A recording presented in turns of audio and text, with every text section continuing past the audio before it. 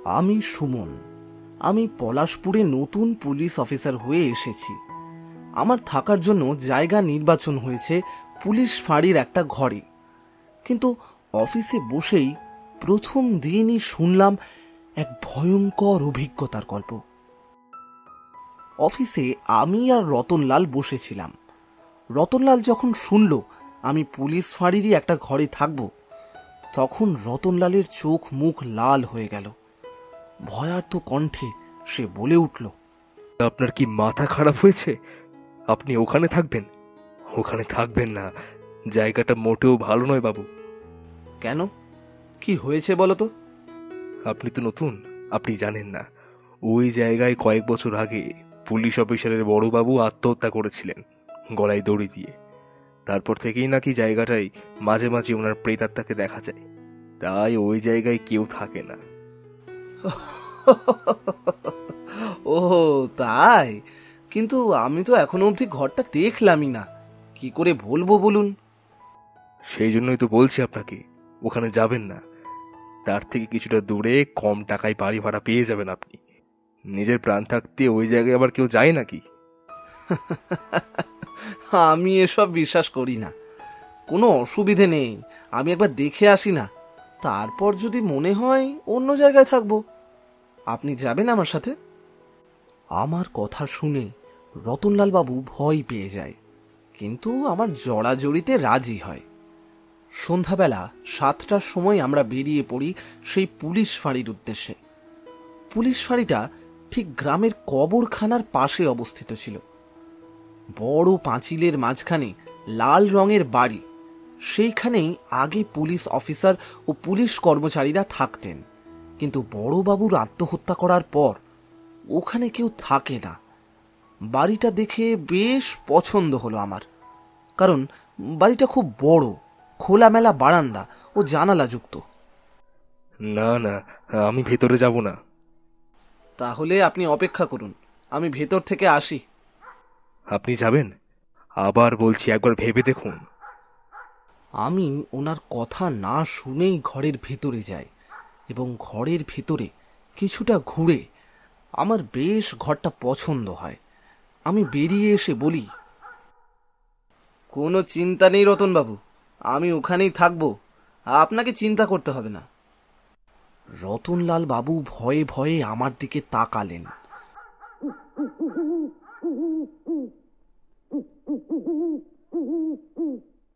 সেই দিন রাতের বেলা 9টার সময় আমি পৌঁছে যাই সেই বাড়িতে। বাড়ির একটা রুম খুলে পরিষ্কার করে সবে মোমবাতি জ্বালিয়ে বসেছি। সারাদিনের ক্লান্তিতে আমি একেবারে বিধ্বস্ত। হঠাৎ খুব সুন্দর গরম তরকারির গন্ধ ভেসে এলো আমার নাকে। আরে, এটা কি করে সম্ভব? এইরকম গন্ধ! এই ঘরে আমি একা, এখানে তো কেউ নেই। হঠাৎ করে শুনতে পাই নুপুরের শব্দ। নুপুর পরা এক মহিলা হাতে থালায় লুচি আর ঘুগনি আমার জন্য নিয়ে আসে। বাবু, বাবু, আপনার জন্য নিয়ে এলাম, খেয়ে দেখুন, গরম গরম খাবার। কিন্তু আমি তো আপনাকে চিনতে পারলাম না। আমি এখানেই কাজ করি বাবু, আপনি এসেছেন জেনেই আমি চলে এসেছি, আপনি খেয়ে নিন। ভাবছিলাম আজ রাতে শুকনো চিড়ে খেয়ে থাকতে হবে, কিন্তু হাতের কাছে ফুলকো লুচি আর ঘুগনি দেখে গপ গপ করে খেয়ে শুয়ে পড়ি।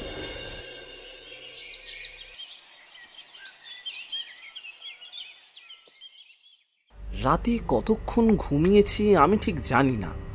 হঠাৎ করে শুনতে পাই এক নুপুরের রেনি ঝেনি শব্দ। নুপুরের শব্দ শুনে আমি আস্তে আস্তে বেরিয়ে যাই ঘরের বাইরে। শব্দ অনুসরণ করে পিছু পিছু গিয়ে পৌঁছায় বারান্দায়। দেখি আমার সামনে দাঁড়িয়েছে সেই সুন্দরী মেয়েটা। চাঁদের হালকা জ্যোৎস্নায় তার রূপ যেন আরো ফুটে উঠেছে। তুমি এখানে কি করছো এত রাতে? বাড়ি যাওনি? আমাকে দেখেই সে মেয়ে হাঁটতে শুরু করে দেয়। আর আমিও যেন কোনো অমুক টানে তার পিছু পিছু চলতে থাকি। বাড়ি থেকে বেরিয়ে সে রাস্তা বরাবর হাঁটতে শুরু করে। চারিদিকে নিঝুম অন্ধকার, ঝিঝি পোকা ডেকে চলেছে এক নাগাড়ে। আমিও আস্তে আস্তে তার পিছু পিছু হেঁটে যাই। হাঁটতে হাঁটতে হঠাৎ পৌঁছায় সেই কবরস্থানে। কবরস্থানে পৌঁছে আমি চমকে উঠি। আমি এখানে এলাম কি করে? আমি যে কবরস্থানে কিভাবে পৌঁছালাম সত্যি সেটা আমি বুঝতে পারিনি। হঠাৎ আমি শুনতে পেলাম এক মাংস খাওয়ার মতো আওয়াজ করার কোনো শব্দ। কেউ যেন কোনো কিছু ছিঁড়ে ছিঁড়ে খাচ্ছে। সেই আওয়াজ লক্ষ্য করে যখন পিছন দিকে তাকায় তখন দেখি একটা বড় কবরের পাশে বসে আছে সেই মেয়েটা, আর এক অর্ধ পচা হাত সে চিবিয়ে চিবিয়ে খাচ্ছে।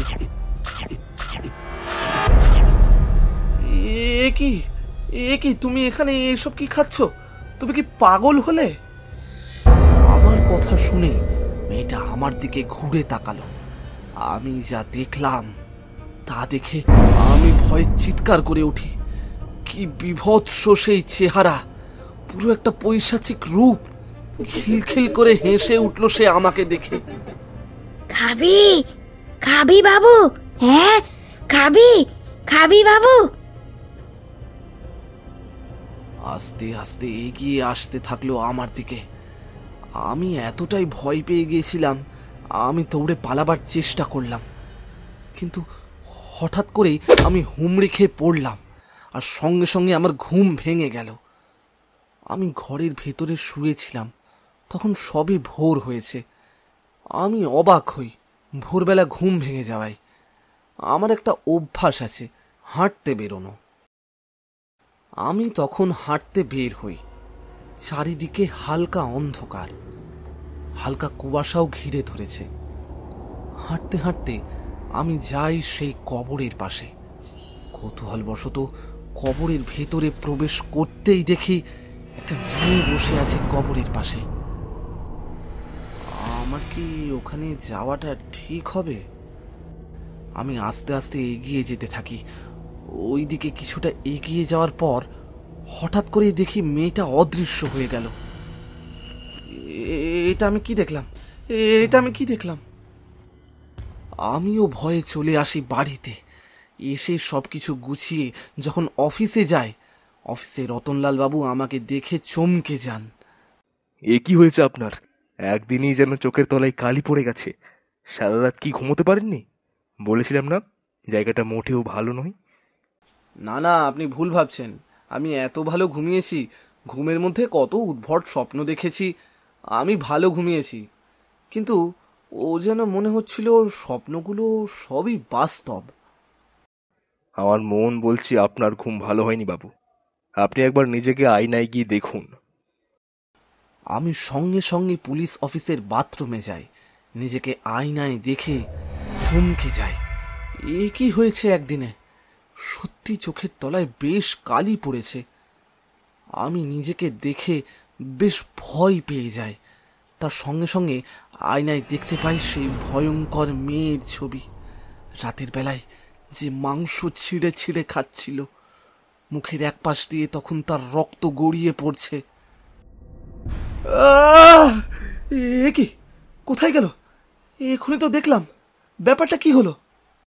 বুঝতে পারলাম না কিছু। আবারও সেদিন রাতের বেলায় বাড়ি ফিরে এলাম।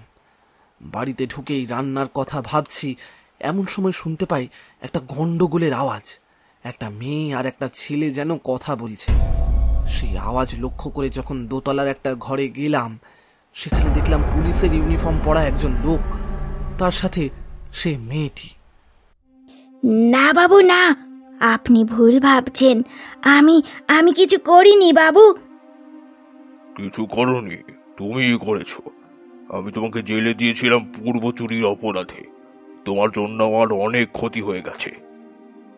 আপনি কি বলছেন আমি বুঝতে পারছি না। আমি কিছু করিনি, আমি কিছু করিনি। এমন সময় দেখি সেই পুলিশ অফিসার মেয়েটাকে গুলি করে। মেয়েটা লুটিয়ে পড়ে।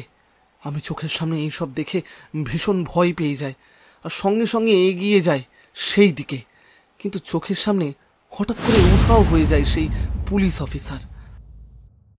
হঠাৎ জানালা দিয়ে দেখি মেয়েটাকে টানতে টানতে এসে পুলিশ অফিসার নিয়ে যাচ্ছে। আমি দৌড়ে কবরস্থানে পৌঁছাই। কবরস্থানে গিয়েই দেখি সেই পুলিশ অফিসার মেয়েটাকে মাটির তলায় চাপা দিয়ে দিচ্ছে। ও ভেবেছিলাম আর উপার্জন করা টাকা নিয়ে পালিয়ে যাবে। কোনো মতেই না, কোনো মতেই না, আমার টাকায় হাত দেবে ও। তারপর আবারও চোখের সামনে সব উধাও হয়ে গেল। আমি হতবম্বের মতো কিছুক্ষণ দাঁড়িয়ে থাকলাম। তারপরে যখন রুমে আসবো বলে পা বাড়িয়েছি, তখন পিছন দিক থেকে সেই মেয়েলি কণ্ঠ শুনতে পাই। দাঁড়াও বাবু, দাঁড়াও, শুনবে না? সেই রাতে ঠিক কি হয়েছিল তুমি তুমি শুনবে না? আমি আবারও দাঁড়িয়ে পড়ি। সেই পৈশাচিক রূপ দেখে ভয় পেয়ে যাই, কিন্তু ওই যে মেয়েটার আকুল আকুতি কথা শোনার জন্য আমি বাধ্য হয়ে বলি, কি বলতে চাও? কি হয়েছিল সেদিন? কয়েক বছর আগে থানায় একটা বড় বাবু আসে। থানায় বড় বাবু ভালো মানুষ ছিল না, ভীষণ লোভী ছিলেন। অনেক টাকা পয়সা নিয়ে অপরাধীদের ছাড় দিতেন। আমি ওনার বাড়িতে দুবেলা রান্না করতাম। আমি সমস্তটাই জানতাম। ওনার কাছে রাত দিন অনেক লোক আসতো, অনেক অনেক টাকা দিত। সেই টাকা একবার কোনো কারণে চুরি হয়, আর সেই টাকা চুরি হওয়ার জন্য উনি আমাকে সন্দেহ করে মেরে ফেলেন। তারপরে এখানে নিয়ে কবরে পুঁতে দেয়। কেউ জানতে পারেনি আমার কি হয়েছিল। সবাই জানে আমি নিরুদ্দেশ। টাকা নিয়ে চম্পট দিয়েছি আমি। তাহলে ইনি আত্মহত্যা করলেন কি করে? বিবেক বাবু, বিবেক, বিবেক। এক সময় ওনার মনে হয়েছিল উনি অনেক ভুল করেছেন। তাছাড়া আমার অতৃপ্ত আত্মা উনি দেখতে পেতেন, তাই নিজেকে একদিন শেষ করে দেন। কিন্তু ওনার টাকাগুলো সত্যিকে নিয়েছিল তা আমরা কেউ জানি না। ওটা আপনাকে খুঁজে বার করতেই হবে, তবেই আমার মাথা থেকে আমার চোরের কলঙ্কের দাগ মিটবে, আমার আত্মা শান্তি পাবে। কিন্তু তা কি করে হয়? কারণ ওই টাকা কে নিয়ে গেছে সেটা আমি কি করে বার করব? ওনার সাথে রতনলাল বাবুর খুব ভালো সম্পর্ক ছিল।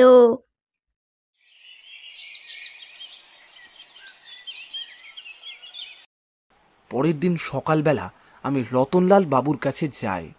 রতনলাল বাবু সব কথা শুনে চমকে ওঠে আর বলেন, হ্যাঁ, উনি একটু অর্থলোভী ছিলেন, কিন্তু ওনার টাকা তো আমি নিইনি। আমি তো একবারও বলিনি যে ওনার টাকা তুমি নিয়েছো। ওনার টাকা কোথায় রতন? আমার এই কথা শুনে রতনলাল বাবু খুব ভয় পেয়ে যান। আমি আমি ওই টাকাটা নিয়েছিলাম, আমি নিয়েছিলাম। আমি কি করব ভেবে পাই না। আমি আর রতনলাল সেদিন রাতের বেলা রাতের ডিউটির জন্য পুলিশ অফিসের দিকে আসছিলাম। হঠাৎ করে আমাদের সামনে থানার বড়বাবু পৈশাচিক রূপে উপস্থিত হন। আমার টাকা ফেরত দে শয়তান, টাকা ফেরত দে। রতনলাল তাকে দেখে ভয় পেয়ে যায়। আমার চোখের সামনেই সে রতনলালের উপর ঝাঁপিয়ে পড়ে। বাঁচাও, বাঁচাও, আমাকে বাঁচাও। আমার হাত থেকে বাঁচাতে পারবে না কেউ। খিলখিল করে হেসে ওঠে সেই মেয়েটি। দেখি সেই মেয়েও চলে এসেছে।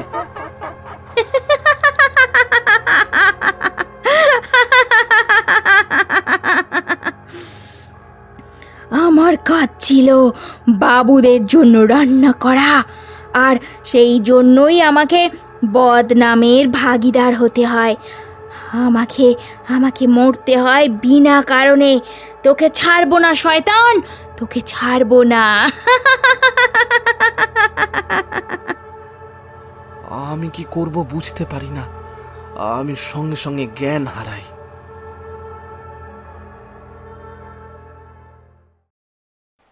পরের দিন সকালবেলা যখন আমার জ্ঞান ফিরে আসে, আমি তারপর থেকে আর রতনলাল বাবুকে খুঁজে পাই না।